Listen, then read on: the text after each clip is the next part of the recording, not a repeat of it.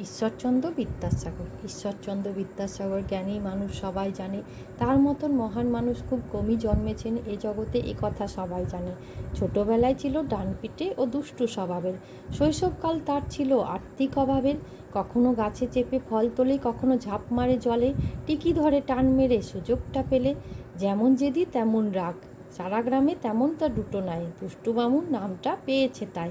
যে মানুষটি সারা জীবন অমানসিক পরিশ্রম করে গেছেন, কর্মকে ধর্ম মনে করে ঈশ্বরের মতো পুজো করেছেন, অন্যায় অবিচারের, হিন্দু সমাজের কুসংস্কারের বিরুদ্ধে, অশিক্ষার অন্ধকার দূরীকরণে জ্ঞান যুক্তি ও তর্কের দ্বারা সমাজ বিরোধীদের সাথে লড়াই করেছিলেন, বাঙালির জীবনে নতুন পথের ও আলোর সঞ্চার করেছিলেন, সদা সর্বদা মানবজাতির সেবায় কর্মমন জীবন বেঁচেছিলেন, জাতি ধর্ম বর্ণ নির্বিশেষে মানব সেবায় মেতে উঠেছিলেন, দরিদ্র আর্ত পীড়িত যার দ্বার থেকে কখনো খালি হাতে ফিরে যেত না, অন্ন অর্থ বা সেবার অভাবে নিরাশ হতো না।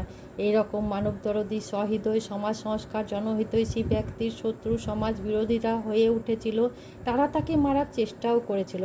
তখন তার জন্য তার বাবার দ্বারা পাহারাদারের ব্যবস্থা করা হয়েছিল। তিনি অমর হয়ে থাকবেন প্রতিটি ভারতবাসীর হৃদয়ের কোণে। আমরা যে তার কাছে ঋণী মনে প্রাণে।